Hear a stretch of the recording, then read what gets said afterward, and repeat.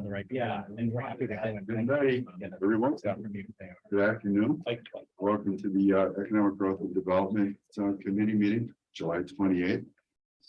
Supervisor and Chairman McDavid was unable to attend today, so I'm covering for him. Hopefully, I won't screw up too badly. So let's move forward. I'm going to ask Wayne and his team to go first, but before that, approval for the minutes of our last meeting. We have a motion. I think we have two. Supervisor Stroud and Supervisor Smith. All those in favor? Say aye. Any opposed? That carries. Exemption. I don't believe I was here. Would you like to? I'll abstain. You abstain? Okay. Well, they hear the minutes. Okay. So I'm going to turn it over to Wayne and his team. Ethan passed out an updated agenda. We added some resolutions on Monday based upon my discussion at the board meeting last Friday. The first is a request to increase our part-time salaries. We're just going to move money from full-time to part-time. We're going to be onboarding some staff hopefully in September, but until then, we've got things that we need to cover and we'd like to transfer those funds to keep Pat around and for the month of August and a little bit beyond. So Your motion to bring that Supervisor Allen, second by Supervisor Leggett. Any questions, comments, discussion? Seeing none, I call the question. All those in favor say aye. Aye. Any opposed? That carries. Okay, Mr. Chairman, I give the, if you want to do the option of all three of the next ones together, they're all for housing applications to the Housing Trust Fund. One is the Restore Program, one is Home Program, Access to Home, and Access to Home for Heroes, which is a veterans program. Without exception, Supervisor Stroud. I'll move those three. Okay, Supervisor, all three. So, all right, Lee. All three. Any comments? Nothing? Questions from the committee? And when awarded, these grants will become available for the 2024 program year? That is correct. These programs would be county-wide, well, except for the city of Glens Falls, because they're an entitlement community. They have their own funding. We're also will be submitting, there was a previous resolution to submit a home application. That's due in September. That will be for right now, the towns of Warrensburg and Chester, because that's where we have applications on file. Any other questions, comments? And these are grants, so we're applying for grants. We haven't gotten money yet. That's right. And this is somewhat getting back into your office's old way of doing things. Correct. Over the years, we've done about $15.5 million of housing awards, 1,900 units of rehab and new construction. Part of my budget request for this year was to kind of restart the housing programs, and this is trying to make that happen. Any other questions? Comments? Seeing none, I'll call the question. All those in favor say aye. Aye. Any opposed? That motion carries also. The project updates, Ethan, you've got some things you want to bring up, I believe, on various programs, plan updates.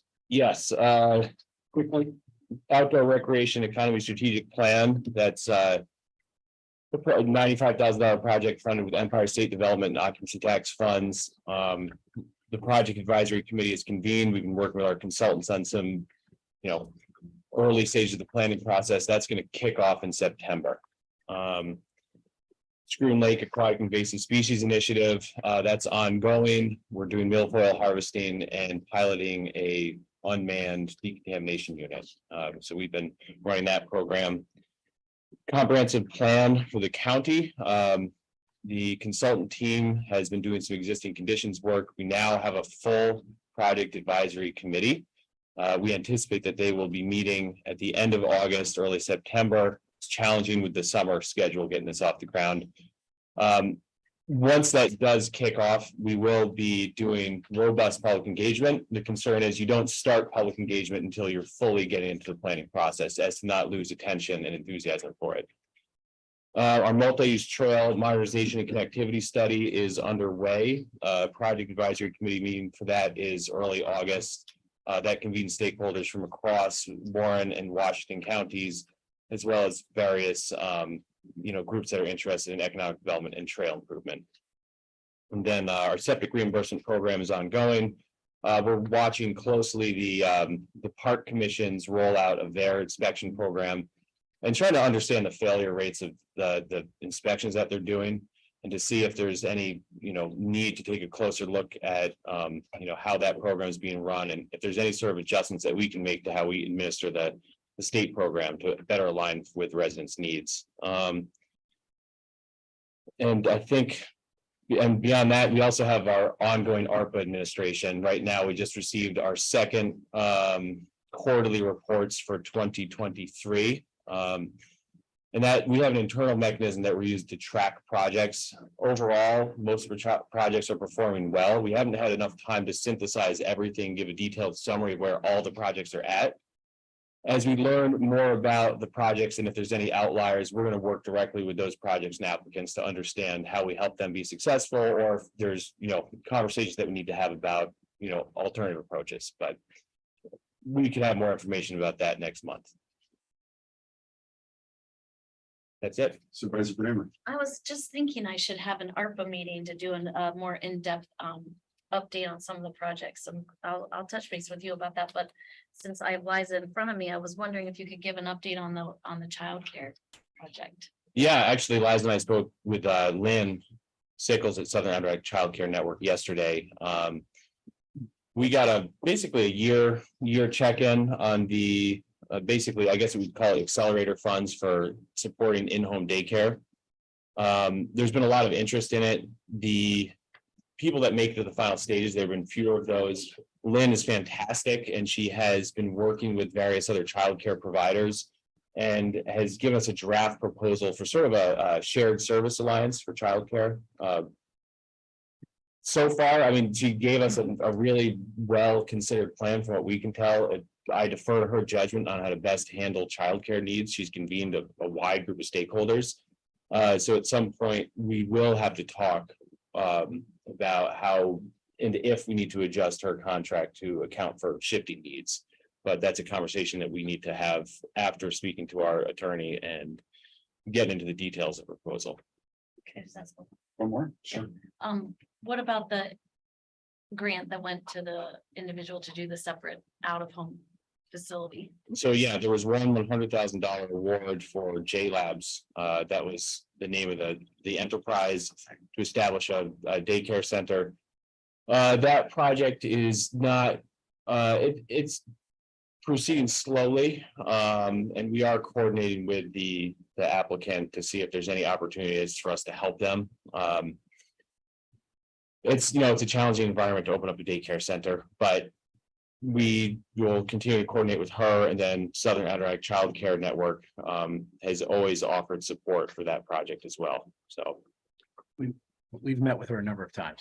So her current stumbling block is finding a facility that works economically for the business case.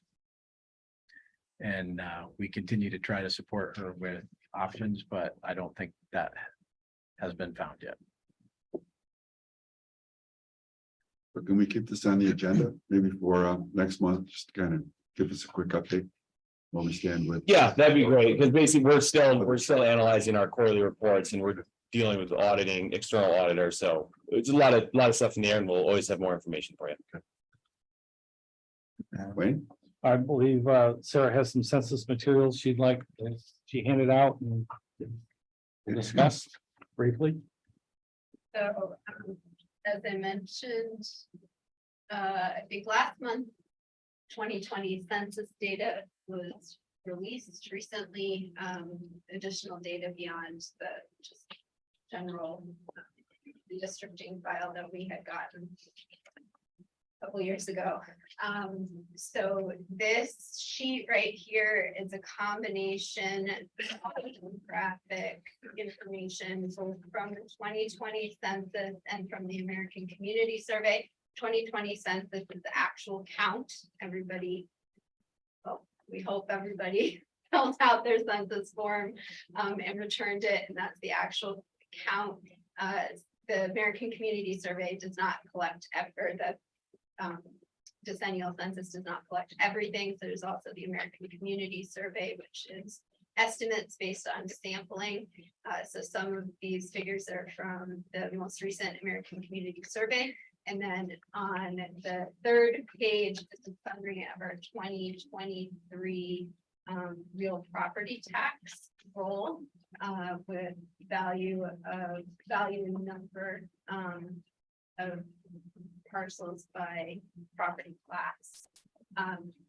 So along with that, I've been putting together a couple deeper dives into some of these topics that are of most interest to the county. So today I'm going to briefly talk about age, and then next week we'll do a deeper dive into housing. So this presentation is based on decennial census data back to 1970. This is available on the county GIS website. So if anybody wants to, spend more time than the 3 minutes we're going to spend today, feel free to track it down on the website. So basically, our population has continued to grow. Here's our population all the way back to when Warren County first became a county in 1813. Our first decennial census was in 1820.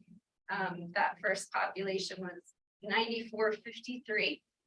We've had relatively steady population growth with a couple periods of slowdown up until recently. So we can see between 2010 and 2020, our population stayed relatively flat. That reflected population growth nationally as a whole. Population did grow in the United States, but it was the slowest population growth since the Depression. Increased just 7.4% over the decade between 2010 and 2020. And for the first time ever, the rural population declined. About half the counties in the United States declined in population. This map right here is interactive and it covers the entire United States. So if you want to play around with it, you can click and we'll give you some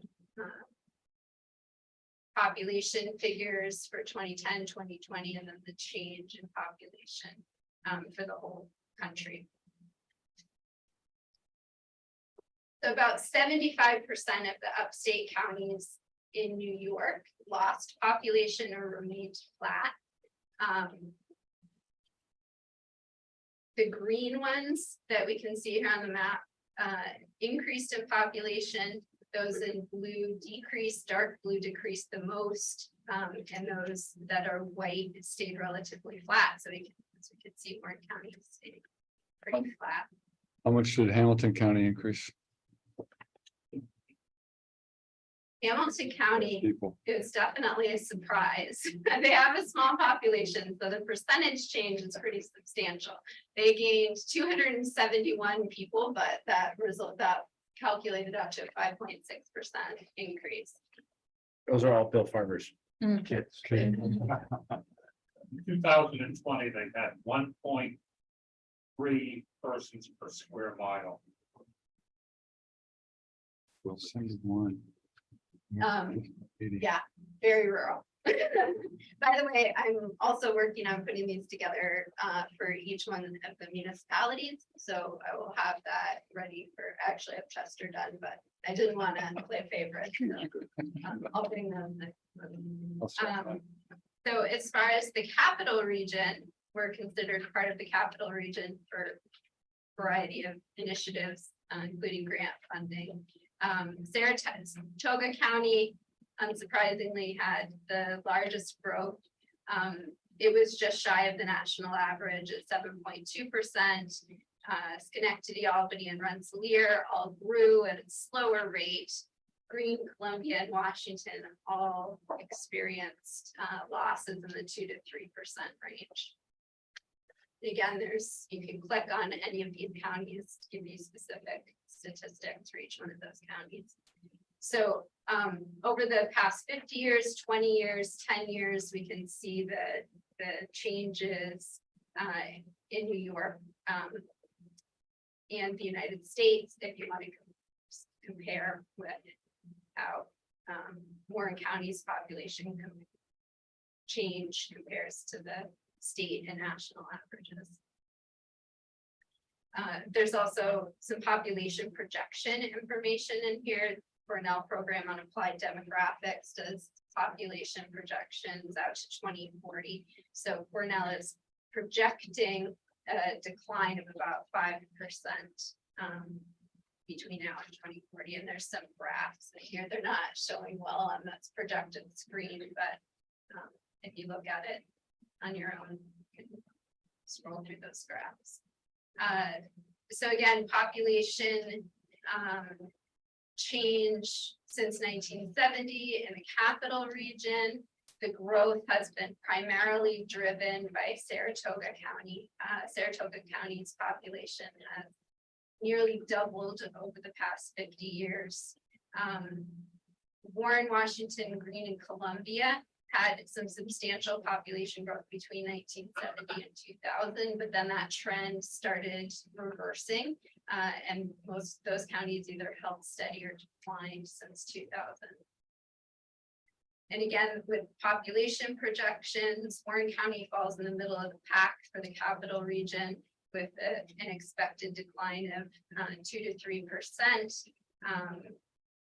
The expected increases again are in Saratoga and the urban counties, declines expected in the rural counties. Did they map median age as well? Projected? Yeah. So I'm talking about population. We're going to get to age. The Cornell does not project median. I'm just wondering if that decrease is due to the Asian population starting to die off. That's a good guess. Most of us will be dead. Not sure. Cornell, yeah. So at the local level, population in Glens Falls and Lake George held fairly steady. Horicon surprisingly had the largest increase percentage wise in the county. Queensbury also increased. The remainder of the municipalities all decreased. The ones in darker blue decreased the most.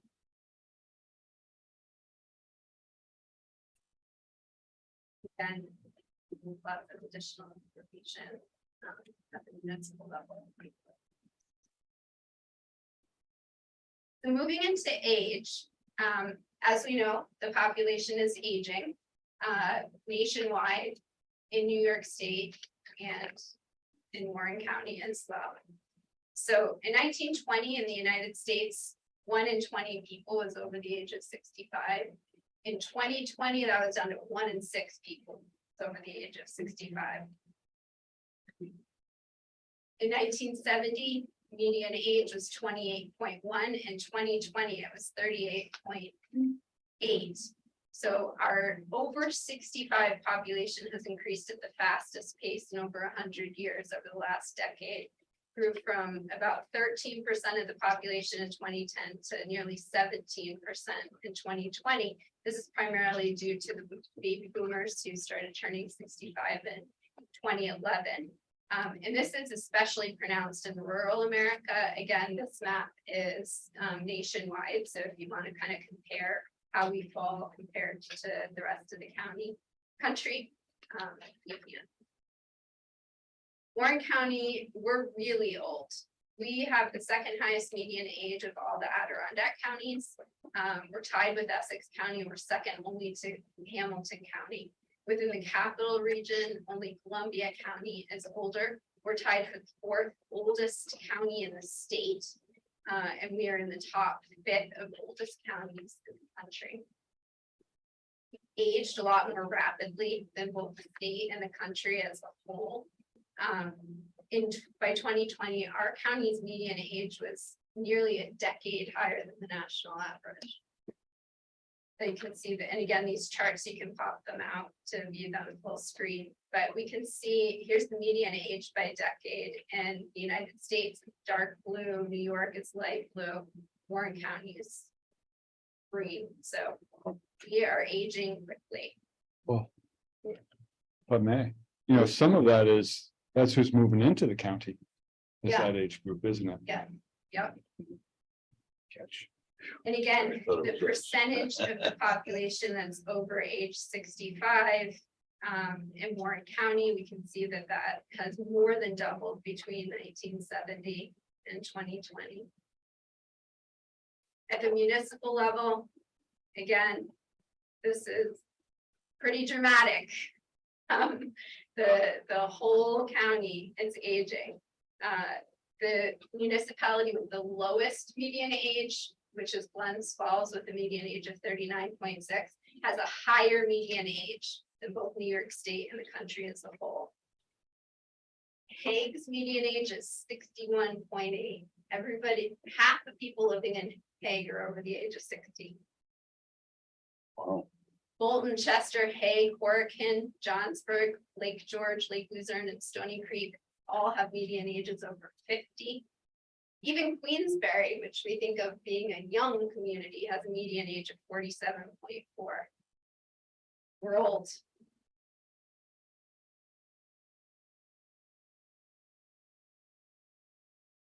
Age impacts school enrollment.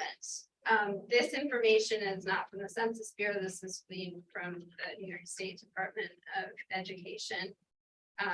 So we can see our under 18 and 65 plus populations. Somewhere between 2010 and 2020, they crossed. We now have more people over the age of 65 than we do kids. Hague, Horicon, and Lake George have fewer than 15% of their population under the age of 18. So this is an interactive dashboard here. This is kind of similar to the one for Lake George, Lake Champlain, Lake George Regional Planning Board, but just with the Warren County School District. So we can see compared to the United States as a whole, our change in school enrollment compared to the Northeast, to New York State, and then each one of our local school districts change in enrollment since 2000. So they've all declined, some more substantial than others. And that's it. I'll be back next month with more if you want more, if not. Where's the Prozac? Hopefully we get the meeting moved up a little earlier so everyone can really stay with it. Thank you, Sarah. Not getting old, isn't it? It is. It is. I don't like some of the trends on that chart. So what's next? Actually, Late for Jim. Jim, can you give us a brief update? Sure. Thank you, sir. John, can you distribute? We were asked to provide some more detail than we normally do around the communication initiative, given some of the communications that have come up from the state recently. So we're going to do that. But the first thing I wanted to share with you, John's passing out some of the slides now, but for the first time since COVID, the number of people who are the private members, the businesses in the EDC have now rebounded past our membership base pre-COVID. This is an important dimension for us because, first of all, they represent diversity in our funding, but also gives you a sense of the vitality of the business community overall. For a business to be a member of EDC, they're making a contribution, which means that they're an active going concern with an interest in investing in the future. And you can also see the distribution of them. Generally, the larger the organization, the more that they contribute. And where our large organizations are relatively flat relative to where they were in 2019, but the organizations at one level below that, which tend to be the organizations that might have 50 to 100 employees, is 3 times the membership base that we had in 2019, where and then the smaller organizations are relatively flat. So the biggest growth has been essentially in our members anyway, has been in those organizations of more than 50 employees. I share this with you because it's important for you to both understand, I think, the health of the business community, but also understand that part of our model is to bring the resources of the private sector together with the investment of organizations like the county for the mutual benefit of our shared economy. And we're in a better position than we've been in a number of years to do that. The second piece of this is the business activity. We tried to make this simpler to digest, but basically we're showing you over the last several months, the unique inquiries that have been made to us. It could be an organization that's looking to locate here. It could be an organization that is here and is looking to grow. You can see how we break it out. New development is the darkest shade. That's the first block. The new business location initiatives, some of which get more time in the paper than others, are the middle category, and then the business expansion is the large category. We're seeing growth in every single one of those dimensions. Another sign of health, I believe, and optimism within the business community. So I wanted to also provide you with some updates about, we're going to talk about broadband in depth, but our current number right now is nearly 95% served. That puts us in the, basically, we're almost on par with any large municipality. There's no entity that I know of that's smaller than us that has more current connectivity. So small counties tend to suffer here. Of those counties that have less than several 100,000 people, this is by far the healthiest number in the state. Doesn't mean that we're done. I just want you to know that we start from a position that is unique. And then the second piece of this is we're trying to make sure you know that we are engaged in a lot of communications efforts. And in some cases, you know, they stay relatively flat, but of recent, we've seen enormous increases in the engagement.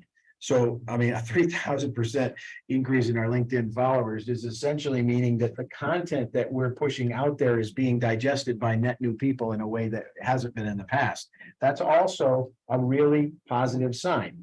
There is demand for people who are not necessarily part of our community to either explore about our community or want to live here. And I think that's what you're seeing here. The other dimensions of our own page views on our website, 350% up.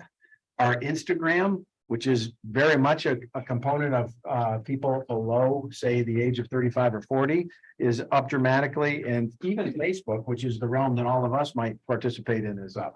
So in every dimension, the ways that people are attempting to get information and interact with us is growing. We were specifically asked by you, Craig, to provide some more detail than we have traditionally, because the state has recently put out some pretty specific plans and timelines. So John, tell us a little bit about what it is that the state has asked for, and then the bullets will make sense. The Connect All office is what the broadband office used to be. So that's the new entity for the state, is charting all the federal funds coming in and setting up plans. Two things are going on. They're actually formulating plans that they have to submit to the federal government by the end of the year. So they're doing a lot of like outreach to counties, to grassroots groups, things like the North Country Broadband Alliance, which we loosely put together and help organize. And what they're trying to do is to get all the counties to understand the information, the latest information that we have, look at it and make sure that we have the most accurate information we can, and then to develop plans for how we would envision getting into the 100% mark. Now we're at 95, so we're in much better shape than a lot of the other counties are, but nonetheless, there's still work to do, and there's a couple of charts ahead that will show that. One of the things I want to also point out is that among the other things that Sarah does very well, she also is the reason that we know pretty accurately where we have and where we don't have service right now, because she's been able to crack the code with the FCC and cost quest data, map it and see in there where we are and where we aren't, and also to help work with the broadband office to tell them the anomalies that we're seeing like 3, 4, or 5 months ago, where there are various earlier versions of the data that was coming through were not accurate. So there's been this process of trying to clean up that accuracy so that we all know where things are and where they aren't. Hard to make a plan for how you're going to get to 100%. We don't know where everything is exactly. So if you guys turn the page to the map, you will see these are the number of addresses in each area of Warren County that remain unaddressed by a modern broadband standard. Some of these may never, ever see it. They may be seasonal places. They may be people who have chosen to opt out intentionally. not a lot, but there are some, you know, the pockets that remain are the focus of a lot of the work that we do weekly in the broadband alliance meetings that John leads. I've also, John, I've talked to you about, you know, getting together and thinking about how we might step into what remains and what strategies will help. It gets trickier and trickier when you're in the last handful of people. They're the hardest ones to serve. They're the most remote. They're generally the most geographically isolated. All of these things, you know, represent challenges, but we do have several solutions that we'd like to try to sort through as potential ways that this county could even increase its exposure. Now, at the same time, we're attempting to at least address the gaps in cellular coverage, because most of the same entities, with the exception of the Connect All office, which does not believe this there to be their domain, but most of the people who participate in these processes care about both in concert. That's as Bill Farber's, you know, work over many years to get us to think about the two, not just one. When we step into what remains of our broadband needs, we are looking to try to make impacts on both with whatever investment and whatever projects we undertake. And there are several possibilities. During the World University Games, the Prospect Mountain Tower was used as an active node for communications that don't normally transit it. And there's an opportunity for us to potentially explore how we could do that in a more permanent way. Emergency communications and the need for healthcare connectivity are better understood as drivers. And I think even amongst the park authority, there seems to be an understanding that these things have to be addressed. So there is an opportunity in front of us. It's going to take the same amount of work that we've done to date. It will probably take several years of concerted effort. But I wanted to make sure you, Craig, got your questions answered and everyone knew exactly where we stood right at this moment. And I definitely want to make sure that we thank you and the whole planning department, Sarah, because there's no way that this work could be done every day without the work that they do to keep all of this information current. Yeah, Jim, it seems like, I mean, the thing we love up here the most is our worst enemy. It's terrain for a lot of these things, right? That seems like that's a lot of diminishing returns. You get at the very end, you got to put in so much effort to cover such a little space. I believe that in other places, they're exploring options with things like fixed wireless, which is, you know, essentially a line of sight connection that would allow what would be challenging to create a wired connection to connect to the wired network. Doesn't solve all the problems, but it definitely is a tool, and it was used by the World University Games as a backup node, and we know some of those corridors that we could potentially develop. There's a project in Franklin County now, just got awarded monies from using Danks fiber feed and then having Hudson Valley Wireless hit a certain number of unserved people in the southern end of the county.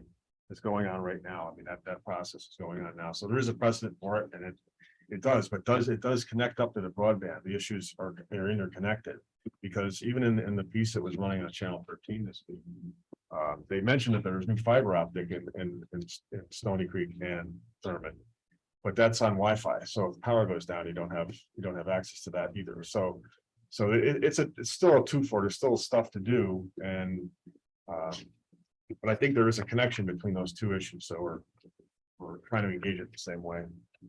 Just anecdotally, I live in Bolton, highest point in County Route 11. Power went out.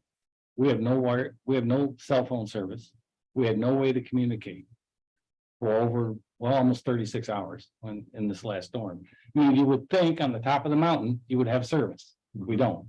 So, I mean, that, you know, when you talk line of sight and you talk terrain, that's an issue. So, you know, when Slick does a deployment, they put in UPSs on all their deployments, including their end nodes. In some cases, you can buy that as part of your service. So at my home, I have a UPS on my Wi-Fi, and their local switch has a UPS. So the only question is what that connects to, but It's only good for 6 hours. well, okay, but for those first 6 hours, and for, I would say more than half of the outages that does provide the continuity. There are developing solutions here. None of them are perfect, but I think we need to explore which are the ones that are worthy of our continued work and investment. And John, we'll look to try to come together with you in the coming weeks. Did this answer your questions, Craig? Yes. Not with the answer you want to hear. You're basically saying it's years before we get connected. If we're gonna do nothing more than wait for the state to fund us, we are not only years behind, but we are at last in line. Because the 95% Right. figure works against us. They will allocate money to every single other entity before they do it with us. So the only way for us to do this is to participate in larger collaborative efforts, which we are happy to do.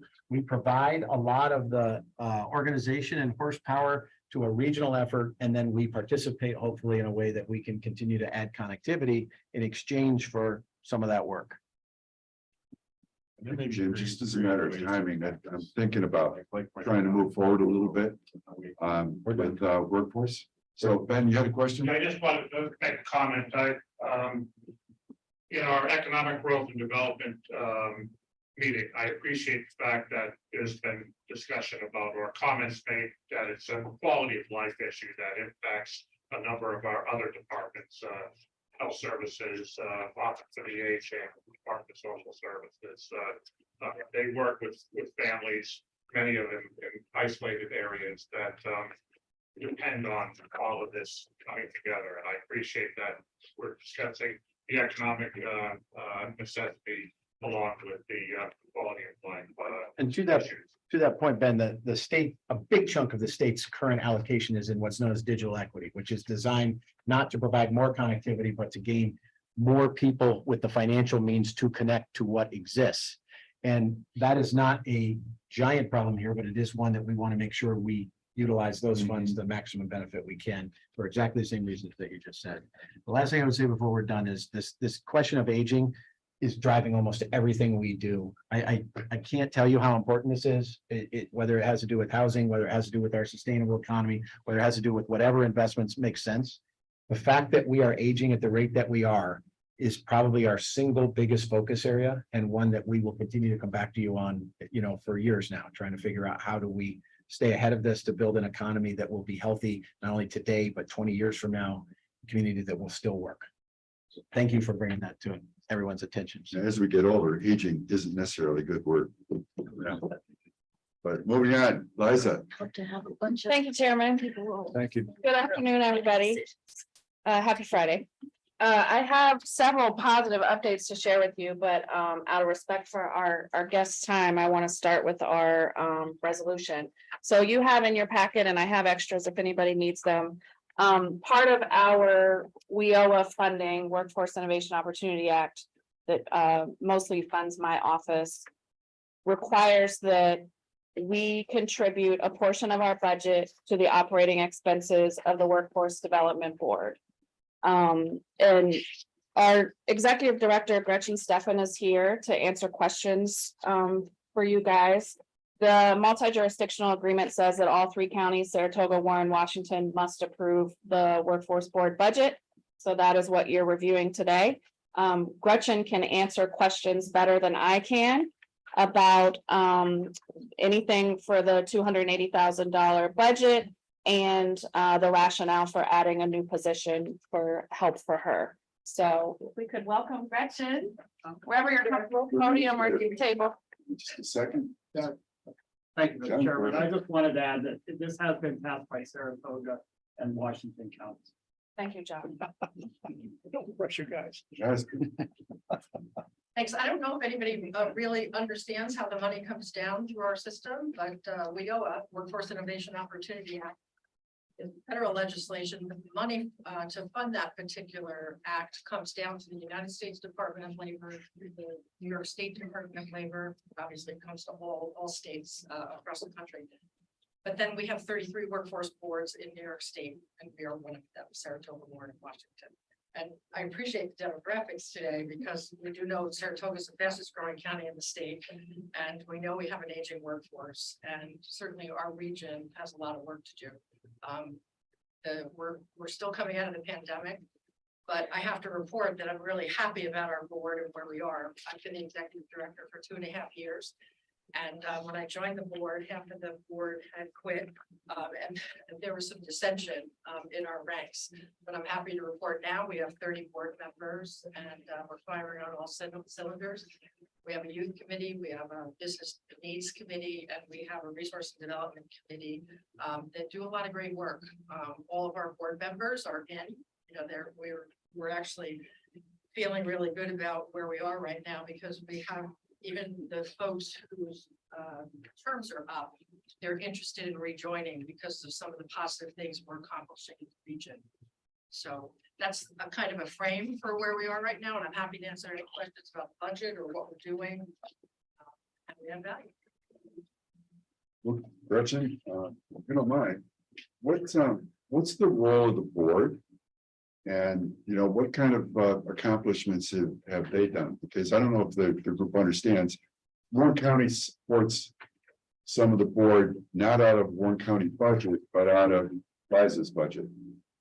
So it's kind of like we get the money, but then we give it back to the board so they can help us. So I think it'd be helpful for this group and the board to understand, you know, basically what this WIOA board does and their role. Well, their role is really to support workforce development across our region. So there are some workforce boards that are just one particular county, like Niagara. It's a huge county, so their population lists just one county. In our situation, it's broken down into 3. And so we accept the money from WIOA, but then it's highly restricted money. And so it is allocated by a very complex formula to each one of the 3 counties based on the population, the unemployment rate, the long-term unemployment rate, demographics like age and socioeconomic situations. And as an example, this year, in program year 23, because our fiscal year goes from July 1st to June 30th, we actually got an 8% increase. And some of that is based on this formula funding that talks about some of the other things, but the other complexities that go into that formula funding are your business population, plant closures, you know, and how many jobs are available in the area. So our workforce board is charged with convening groups of people to be able to support workforce development in our region. And we do that lots of different ways. And I can tell you that in the 2.5 years I've been here, it's been different than what I remember from being in the human resource community, in that the nature of work has changed based on the pandemic. And so the things that our board is working on, and for example, the Business Needs Committee that's chaired by Gary Dake. And so one of the things that we are working on right now is a transportation initiative, because in order to get people to work, they need public transportation. Our public transportation, our 3-county area goes to exit 15. And then now that the merger with CDTA happened in Greater Glens Falls Transit, so now we have this gap between exit 15 and exit 17. So we convened a group of people, and these are some of the businesses in the area, the college, to be able to look at how we can get funding for the infrastructure that's needed to meet that gap between exit 15 and exit 17 or 18. Because we know about the development that's happening in exit 17 based on the sewers going in, and we do have some ideas of the businesses are going into that region. So by convening, for example, Target Distribution, ACE, we've talked to the folks at DA Collins, BOCE, we have BOCE's represented on our board. We've also met with the Saratoga Chamber of Commerce. The other people that will be a part of our discussions, Adirondack Regional Chamber of Commerce, to see how we can identify exactly where the deserts are. We have a really good idea where the transportation deserts are. You can't get to Corinth from here. And so, for example, ACE and Target, they have carpools that go from the outlying counties in Washington County and Corinth. And when the driver of the carpool either takes vacation or is sick, then they lose 5 other employees on that shift. So we're really trying to come up with a plan that's viable so we can fix some of those shortfalls to get people to work. It's similar to some of the work that's been done in the childcare arena. We know where the childcare deserts are, but we have to be able to have transportation to get people, you know, to and from places they want to go. We also have a childcare initiative of our own, but that's the work that we're doing is more on the 30,000 foot level. And so we're looking at, okay, well, what's been done so far? We don't want to waste energy and reinvent the wheel. So we try to convene groups of people to talk about what you've done, so we get a base understanding of what the real problems are. And one of the outcomes, for example, of our childcare group in our business needs committee was to, in the Saratoga Tech Park, Quad Graphics, when they first built their facility, Quad usually provides an on-site daycare program, but the area where they were building the plant wasn't zoned for that. And so our recommendation was that they go to the Saratoga Planning Board to see if they could get the zoning changed so that they could put a daycare facility. So at this juncture, the zoning has been changed. Quad's doing a survey of the regional employers in that industrial park to see how many slots that they could possibly fill. Then we brought the Saratoga YMCA on that to be able to solve a shortfall to get people to work. So those are a couple of the initiatives. Anything, specifically Warren County that we can point to? Well, one of the things we're trying to do is get the connection between the transportation connection between Warren County and the southern counties and Washington County. We've had conversations with South Glens Falls School, and one of the difficulties that they have is that they don't feel like they're in Saratoga County, but they don't feel they're part of Saratoga County. They feel more like they're part of Warren County, but they also serve people right on the border of Washington County. And so the transportation issue is very important in that desert, because they can't even get their kids to have summer jobs because they can't get out of South Glens Falls in order to either go to Saratoga for summer work or to go to some of our tourism destinations.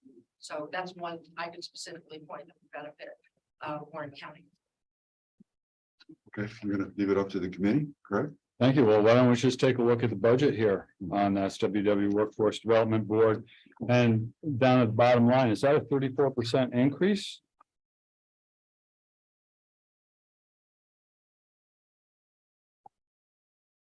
%28.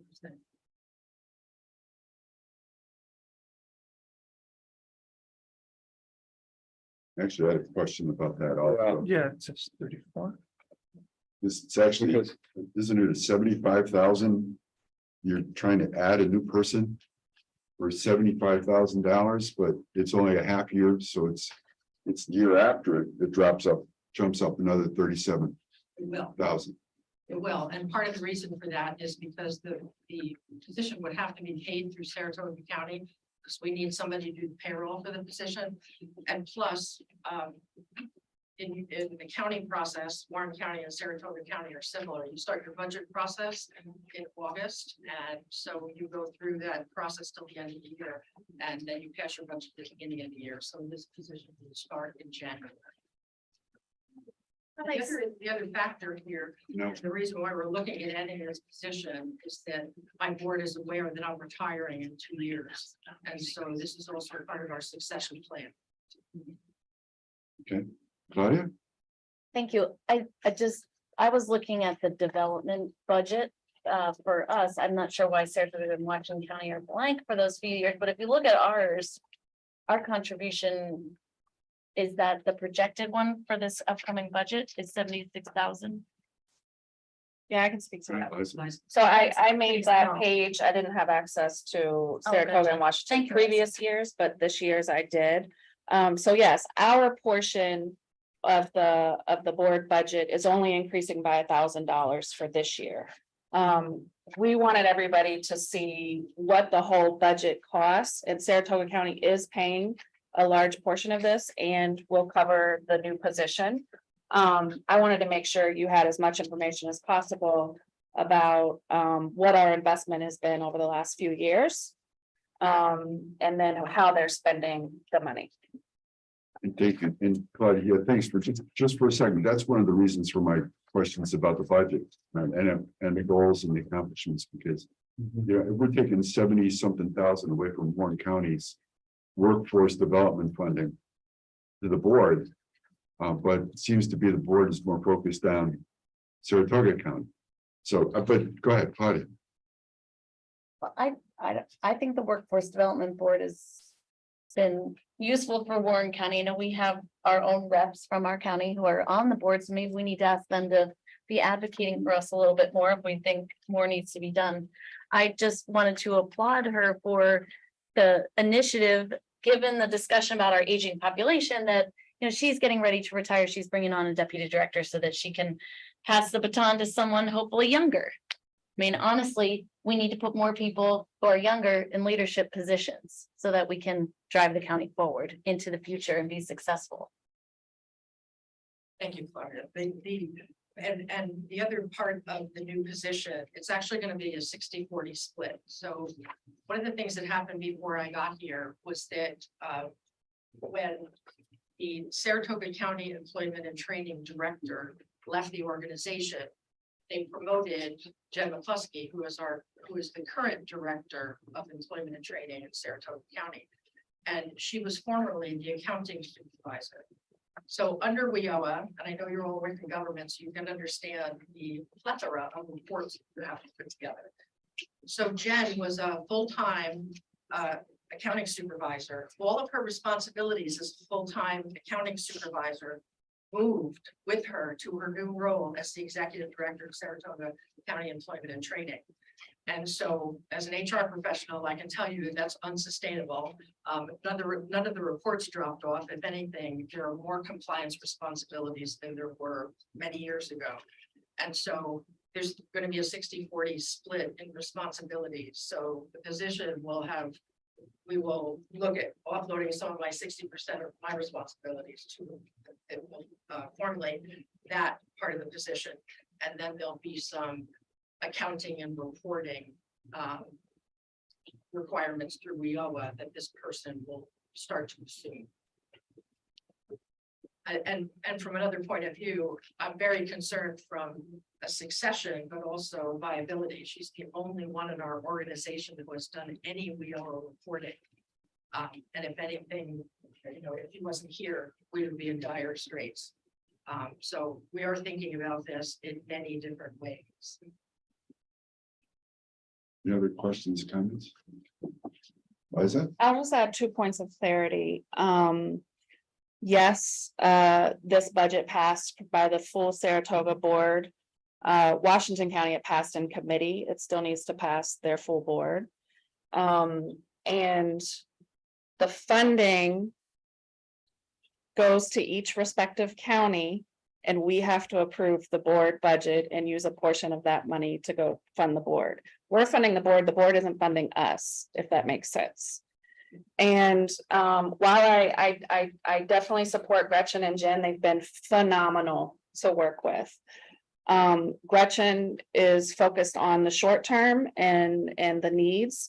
And I certainly am thinking long term with the election 2024, and what we're hearing is that our funding could be cut, where WIOA budget will be chopped up and cut. We don't know how much. We've been very blessed the last couple years with a generous budget, and I've been able to bring in other grant money. What we don't know is, can we sustain those two positions, a director and a deputy director, long term? So we will revisit this budget every year. So certainly vote however you wish today. I support Gretchen, I support you guys. But we will have to revisit this every year, which our multi-jurisdictional agreement says that we'll do anyways. And we do have a board member here, John Wheatley, is a longstanding member of our board, and you have the roster there in front of you.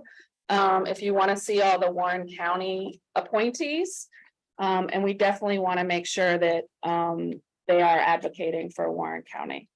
So I just wanted to provide those 2 points of clarification so that you have as much information, as accurate information as possible as you vote.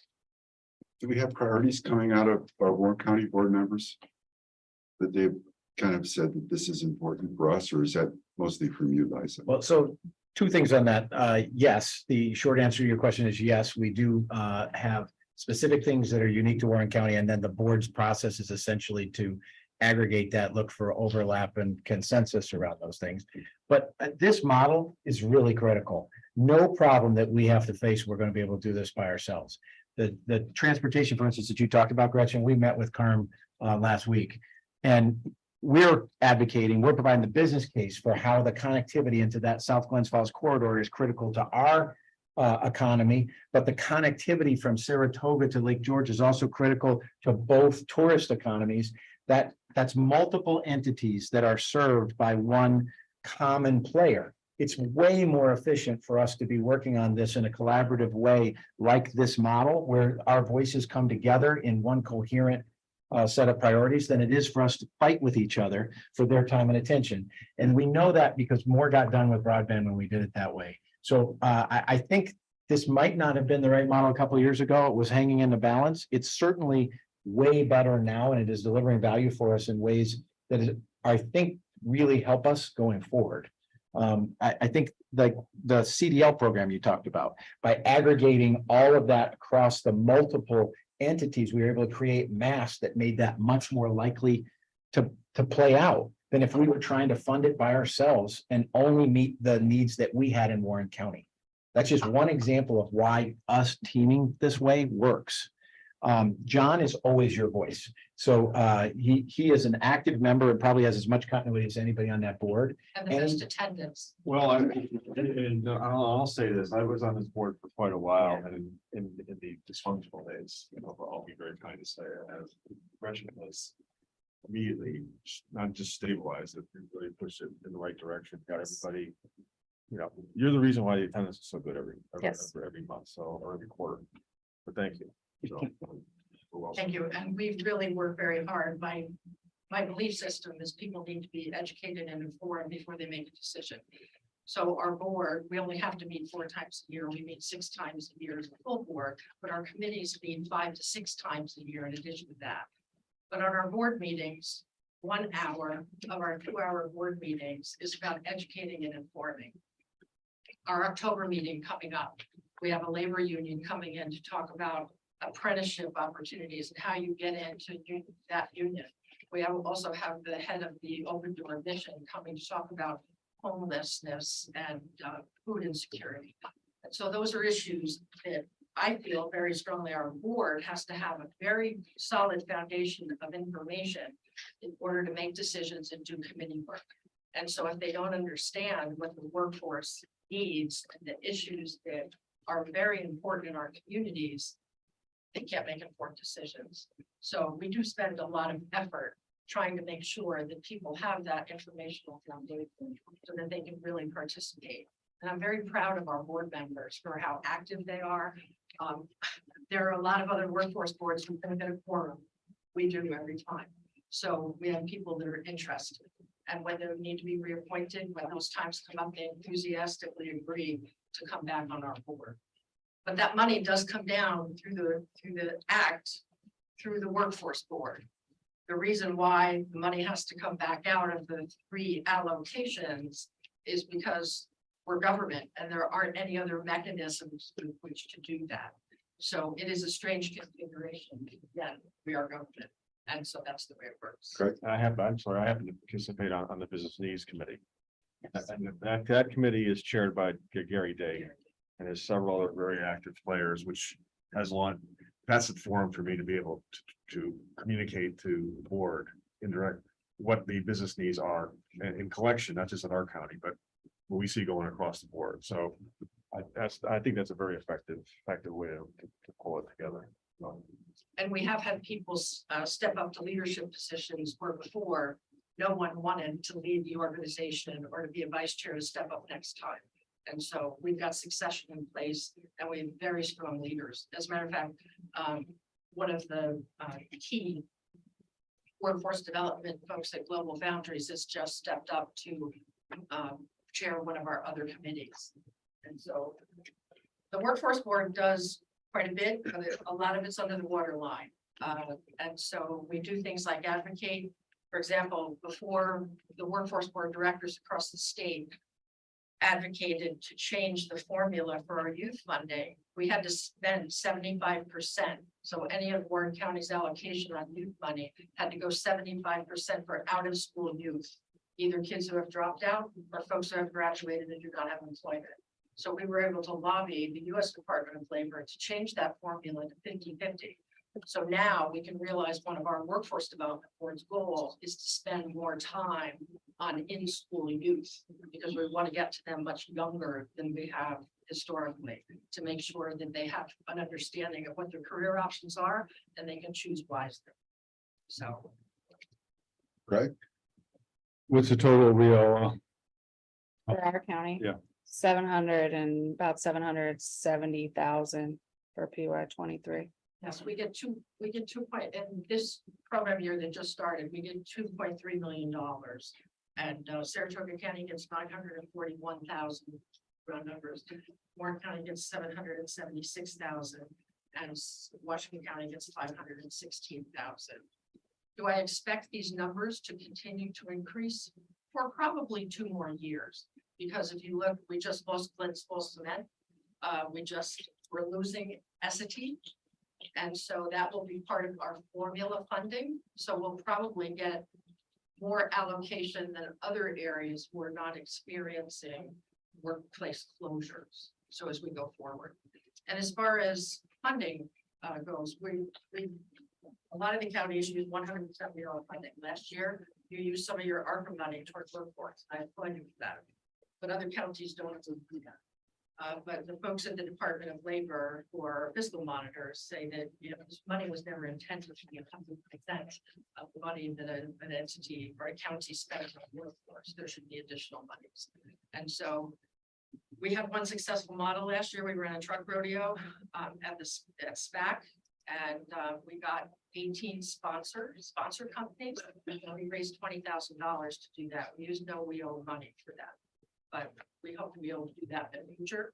But I think it speaks to if there were funding cuts and we had initiatives that we wanted, because money follows good ideas. So when you have initiatives that are going to be building things up, usually you can find the money and sponsorships to do that. But right now, we're not there. Any other questions? And is it typical for a board like this to be 10% of the overall budget? It varies from place to place. So for right now, I look at us being in a growth mode. We have to undo some of the dysfunction that existed before I got here. And as we've come out of the pandemic, we're looking to do other things. Like we invested, it's almost $11,000 for the Engage by Cell. But we know that people don't answer their emails, they don't answer their phone, but people answer their text messages. So that's a pilot for us. So we've spent, almost $11,000 on that. And 2 of our summer youth programs are using that to engage with site supervisors as well as the kids that are involved in the summer youth program. So we have to keep trying things to innovate to see what works. But to be perfectly frank, the addition of the position, I would like to be doing more than WEOA compliance, and I spend a tremendous amount of time on WEOA compliance, but I would much rather be out doing business development. And until we get some more staff to do that, the WEOA requirements will never go away. But if we have a little more capacity within our labor pool, then we'll be able to do some more things we haven't done yet. It's the privilege of the committee. I'll make a motion to move budget. Right, seconds it? No. Okay. Any questions, comments? So, just to roll us forward, so. Back again, this is a 34% increase according to the numbers here. Next year, will that new position is full, will there still be that much of an increase? Or will it level off? It won't be that much of an increase, I don't think, because we're going through a new branding, social media, website development. For about 25,000. Okay. Yeah, so there will be some things to offset other parts of the budget. So, and we don't know how much funding we will get next year. But part of my job as the executive director is to make sure that we're using our funds wisely. And I can tell you full-heartedly, this is the right thing for this organization in order to keep doing the things that we've been doing so well. Supervisor, Yes, thank you. Gretchen, I want to thank you. It's been a long time since I've seen you. I have worked with Gretchen back in the day on the planning board, and she was phenomenal to work with. And I really appreciate, I believe you kind of left the planning because of this new position and the intensity that you have, and I see that you've brought it a long way, and I stand behind you. This is there's no I in team, and we all have to work together. So again, thank you, and keep up the great work. 2 more years, huh? Supervisor Bramer. Keep up the great work and do some more in Warren County. But seriously, I hear Liza's concerns about the budget cuts in the future years. I guess part of what I'm thinking is that in a couple of years, there won't be 2 positions, there won't be an executive and a deputy at some point. One of them is gonna, exit stage left, and then you'll just have one, and the budget won't be as high, and it'll be sustainable in the long run. Go through this 1 year, and to us, it's not that big of an increase. Let Saratoga come carry the ball for once. And I also live in Warren County. So, Across the street. yes. Any other questions, comments, concerns? I'll call the question. All those in favor say aye. Aye. Any opposed? That carries. Thank you, Gretchen. Good luck. Thank you. And yeah, keep it up the good work. It's very important for us, even though our unemployment rate is what now 2.1%. Yeah. Is it No. really? Yeah, don't get me started. Yeah, I have some other great updates to share. I'll be quick. I know it's been a long day for you guys. So summer youth employment is wrapping up. You may have received the invitation to the picnic on Friday, August 11th. Please RSVP. Many of you often come every year. Would love to see you again. We've had 32 youth at 19 work sites all over our county. We even have one working for Warren County IT. You've probably seen him around. He's teaching some of those old dogs new tricks, is what they said. Great. And we also have 2 in Chester, which is great. We know we don't always have folks that far north every summer. Johnsburg, Warrensburg, everywhere. So Glens Falls, very happy about that. We are continuing with a second annual celebration of our hospitality and tourism workforce on September 12th, again at Six Flags. Some of you may recall last year, that was our first year doing it. It's a free night for our Warren County hospitality, tourism, and retail workers. We also do awards. We had over 200 employees come last year, and we're looking for more this year. There will be nominations for awards, and this year we are naming 1 award after Frank Dietrich. And the criteria, of course, will be things that he was great at, and I'm working closely with his wife on that. So wanted to make sure you're aware of that and spread the word. Training, we are still spending a lot of money on training, helping local, not only unemployed or underemployed, but employed people. Because of the Warren County investment of $100,000, thank you, budget officer and board members, and the ARPA money, we have been able to not only help the under and unemployed, but people who already have a job but need their CDL updated, for example. So I just signed this morning another training sponsorship for 2 Johnsburg Highway Department guys to get their CDL. That's $8,000 that they don't have to pay and the town doesn't have to pay. We are doing that. So, and we know CDL is in high demand. Healthcare with our aging workforce. So we've got a lot of nurses we're sponsoring as well. Some graduated this past year, some are taking their exams, and some are enrolling for the fall. And we're sponsoring them with any gaps that they have. We had, I did want to touch on childcare, just to piggyback off what was shared earlier. And there was an announcement this week that the governor is also continuing to invest in childcare. So between the federal grant that my department received, the ARPA money, childcare project, and the state money, we need to figure out how we're leveraging all these resources. And that's why Lynn, she couldn't be here today, but she would love to meet with the ARPA committee or another committee about how to adjust that project in some ways that we can make sure it's benefiting several different childcare initiatives. I did bring our federal grant childcare flyers here for Warren County. Would love if the supervisors can publicize this in your own respective communities. There are childcare deserts, as you know, all over our county. When I asked Lynn where we need them most, she did say Glens Falls. And maybe that's because of population density, right? But if anybody you know in your communities who is interested in opening childcare, home-based childcare, we are covering the training, the materials, the mentorship, all of that. Currently, we are focusing heavily on marketing and advertising. It's been in the media, and Tony Hall who happens to be here, did a great story on Lake George Mere, Look TV, etc. But really need your help in pushing this in your respective communities so we can spend this money as well. We do have through 2026, spring 2026 to spend that. Does this help with money for licensing? Yes, licensing as well, everything, but home-based. Right. Because home-based are more successful in rural areas, and we see the challenges with building space and staffing for centers. Yes, we'd all love to see more centers, but they do have more regulations and cost more money. So we're particularly targeting teachers, stay-at-home moms, people, stay-at-home parents, people who have a passion for children, but maybe are burnt out from education, or there are informal childcare providers. We all know neighbors, aunts, grandmothers who've been watching people's children, but are not formally trained or licensed. We really want to encourage them to get licensed, and we will cover that. So please continue to spread that word. You had a question? I didn't have a question, just want to say it's true. Home-based is the way to go. We're fortunate in the town of Chester, we'll be opening up a childcare center that will take from 6 weeks to 48 months, about 40 children.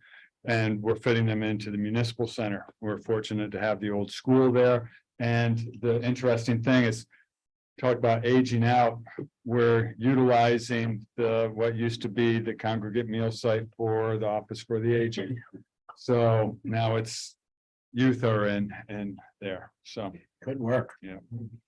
And two final things. There was a recidivism panel earlier this week. I did see Supervisor Driscoll there that Open Door hosted. And I was grateful that Sheriff LaFar came. People who are in justice involved face thousands of barriers in trying to get licensure or employment. And I am grateful that our sheriffs and lieutenants want to keep working to get more programming and resources with Warren County Jail, as well as anybody else who's getting ready to reenter society. Because of our aging population, we have to pull everybody from the sidelines who is having challenges and support them into getting work. And that will, that's the number one factor in reducing and preventing recidivism, is having a good job. And so Matt Simpson, Assemblyman Simpson, was also there and on the panel and did a great job sharing his experiences, but also legislative process and trying to address some of these, as you've all heard about clean slate and other things. So there's a lot more to come about that. And I'm just grateful that we have law enforcement agencies here willing to partner on this initiative. Not every community has that, and I'm super grateful. The last thing is about Essity. Which definitely everybody's been talking about for the last week, even though they are a Saratoga County business. This one location in South Glens Falls, we do have Warren County residents who work there. We are starting to see some of them trickle into our career centers. They are paid for 3 months through October 20th. And so who knows whether we'll see more then or whether some will retire. We have been working closely with Saratoga County, New York State Department of Labor, our Workforce Development Board, and a lot of businesses have reached out to offer support. We would love to do more with Essity if they are willing to do so. So that's what I'll share on record. Any questions? Those are my main updates for this month. Any questions, comments? It's an awesome job. Thank you. I don't see anyone from the public, so nothing from the floor, I can imagine this afternoon. So with that, I guess I'll open the floor for a motion to adjourn. Oh, no hands? You're gonna stay. I'm kidding. Thank you all. Thanks for showing up. Have a great afternoon. Enjoy your lunch. I guess.